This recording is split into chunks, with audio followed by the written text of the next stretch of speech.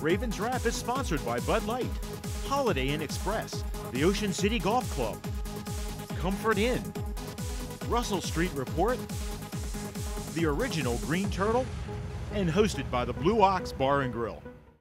In April 1959, Art Wall won the Masters, edging out Carey Middlecoff and Arnold Palmer by finishing birdie, birdie, birdie, par birdie. 1 month later, Ocean City Golf Club celebrated the opening of their first 18 holes. That course has been transformed now into one of the most scenic golf layouts on the East Coast. Come experience 36 of the most beautiful and challenging holes you'll find anywhere.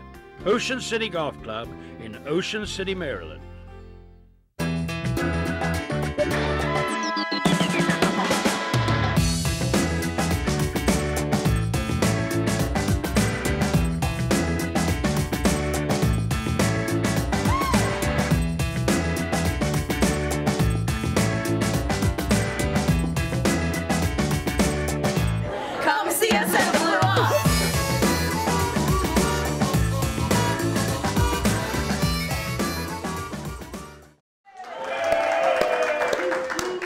Welcome in. It's another edition, a special playoff edition at that, of the original Green Turtles Ravens Wrap Show right here on Comcast Beach TV and Delmarva's Rock Radio, home of the Ravens, 93.5 The Beach. We are broadcasting from the Blue Ox Bar and Grill, 127th Street and Coastal Highway in Ocean City with Ravens Roost 44 and friends. Give yourselves a hand.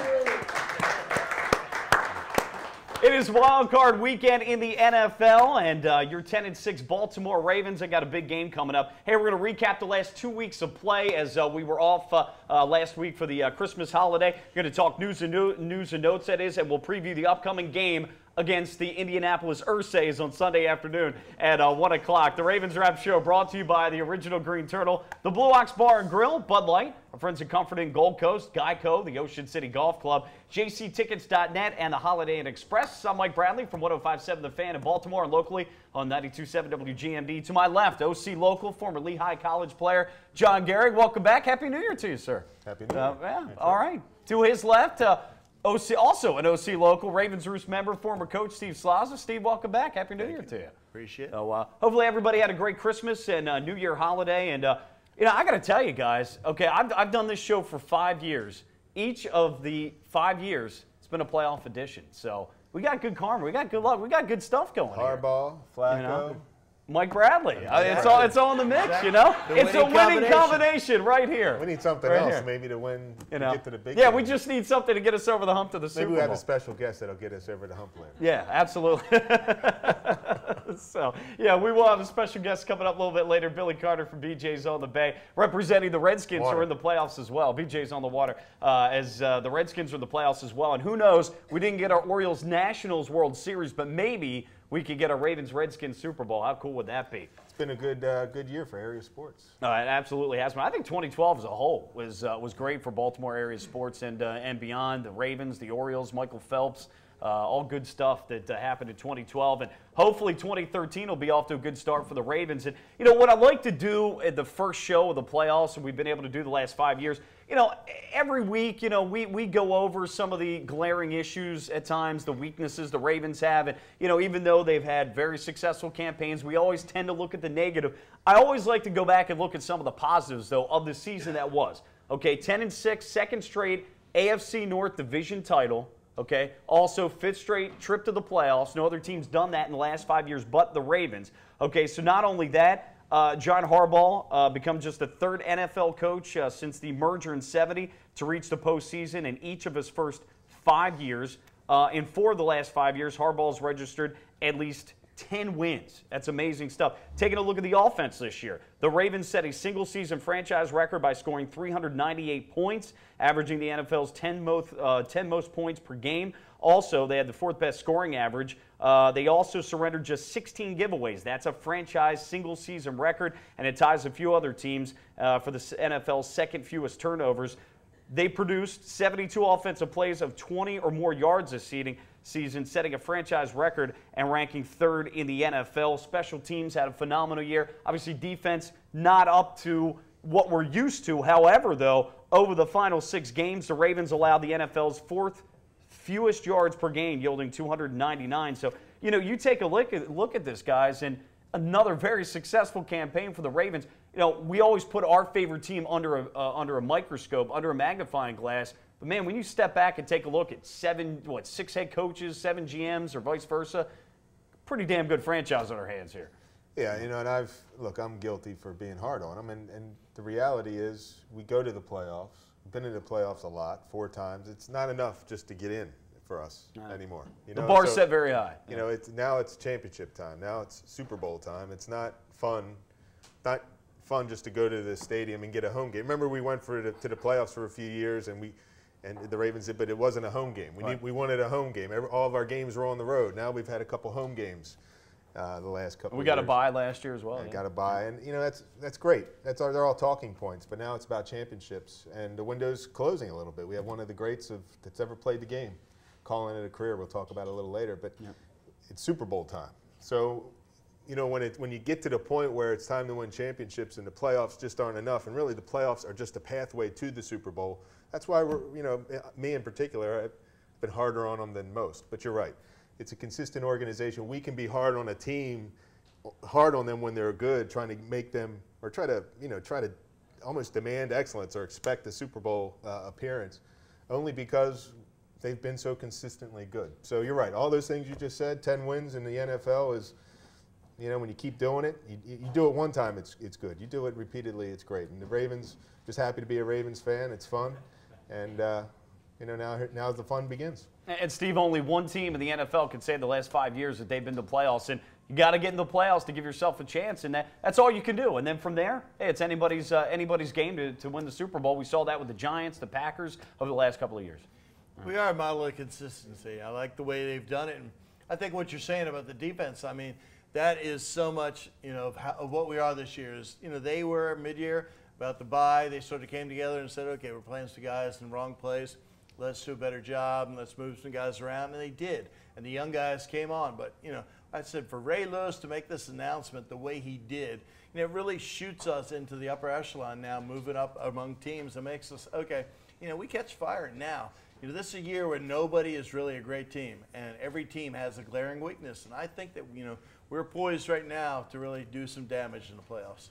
Of course, the announcement that was made as we're taping this show earlier today on Wednesday, that is Wednesday morning, Wednesday afternoon, and what was just supposed to be a press conference about overcoming torn triceps and making an appearance in the playoffs in his first game in some 8 or 9 games for the Ravens. Ray Lewis decides that this is going to be it, his final swan song after 17 years in the NFL. So as he comes out of the tunnel against Indianapolis on Sunday at 1 o'clock, or right there before, that's going to be the final time, potentially, unless the Bengals do some real damage here. It's going to be the final time we see Ray Lewis coming out of the tunnel. And, you know, John, you talked about a closing window. Well, it's a closing window for Ray Lewis and Ed Reed, but as it stands on the offensive defensive sides as a whole, still a pretty young team all in all. And but you know, as we get to the end here, boy, it'd be nice to get another Super Bowl for Ray Lewis. I think we would all agree that sadly we've had a lot of great defenses that have been wasted due to a lot of poor offensive play over the last 10 years or so. I think they've made an effort to get better in that area, and certainly stats are pointing out that the offense is coming along. It's more explosive. Still not where we need it to be. Hopefully they can find themselves in the playoffs. But that all said, with all that Ray Lewis has done for this team, it'd be great to send him out with a second Super Bowl and for Ed Reed to get his first. Yeah, and things don't always last. I mean, we take it for granted and that things are going to keep staying the same. Things are never as good as they seem, and they're never as bad as they seem. And the thing could just crumble at any given moment. And you're seeing some of the playmakers that have lifted this franchise and make it one of the best franchises in the last decade, record-wise.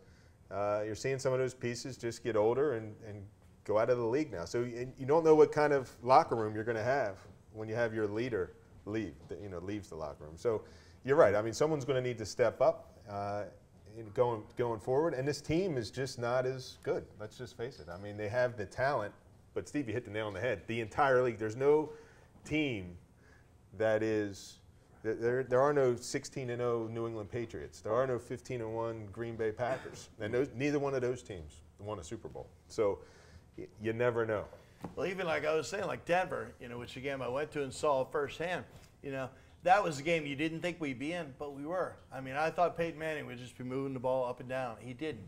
And, until that fateful interception, it was a game. But even after that, they came on and your tight end Pitta had a couple of touchdowns. You did some good things. I think now that would be a much different game. Obviously, I don't want to jump ahead because you can't consider, that we will beat the Colts, even though, right now, I think that's a pretty good matchup. I think with this announcement, that sort of, took the luster off because, coming in, I guess the Ravens had said, with Chuck Pagano and everything that's going on in Indy, that we are going to be the bad guys because the whole world is cheering for him. And obviously, he's been through a lot, and it's a very good story to go through. Yeah. But, I think this Ray Lewis thing, hopefully will change the emotion, in some people's minds. Oh, it's an excellent point because you're right. I got to watch myself. Indianapolis comes in. I don't want to call them the C word. Indianapolis comes in with a very emotional story with Chuck Pagano, former defensive coordinator and formerly a secondary coach with the Ravens under John Harbaugh. And you feel for him in the emotional way and as a human with what he's dealt with the cancer. But on the field, that is, with Ray Lewis and all he's done, this is it. And, a loss, that's it. That's the end of it. So, we at least want to hopefully carry through, 3 or 4 games to the Super Bowl and play as many games as possible before we have to say goodbye to Ray. And, it's interesting. John Harbaugh took over in 2008, but this has still been Ray Lewis's team. And as much as he's done a good job in the locker room and fixing things that were wrong at the end of the Brian Billick's era, Ray Lewis has had a big part to do with that as well. And I think through the losing streak that you see, John and Steve, that this team never quit. They never threw coaches or other players under the bus, as you see some organizations do. Even the Steelers, Ben Roethlisberger caught out his offensive coordinator after that Dallas game. That never happened here in Baltimore.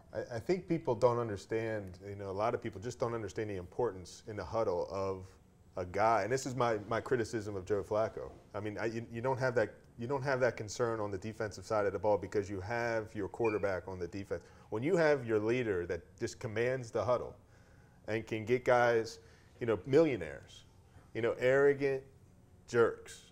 You know what I mean? That's really what they are. There are a lot of good guys on that side. But, it's just not Terrell Owens that's a jerk. I mean, there are a lot of, in all levels of the game, there are a lot of prima donna jerks that don't want to fall into the system.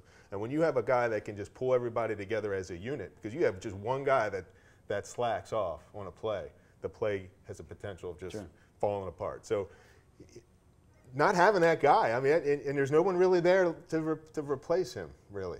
So you don't know what's going to happen. Well, you don't replace a Ray Lewis. Yeah, it just doesn't happen. And we've been very fortunate up the middle. You take a look at Haloti Ngata, who, all in all, when he's been healthy, obviously last year and a half's been rough, but he's been an excellent Pro Bowl player. Ray Lewis, Ed Reed, Terrell Suggs. I mean, we've been very fortunate, but now the torch is starting to pass. And, Ed Reed, his contract's up, so who knows if he'll be back next year. We could see a changing of the guard and some other guys like a Terrell Suggs, a Ray Rice on the offensive side. Hopefully Joe Flacco step up. And we'll get into more of that, Ray Lewis's retirement, and the upcoming playoff game against the Indianapolis Ursay is coming your way. It's the Ravens Wrap Show, Comcast Beach TV, and Delmarva's Rock Radio, 93.5 The Beach. We're back. Keep it here.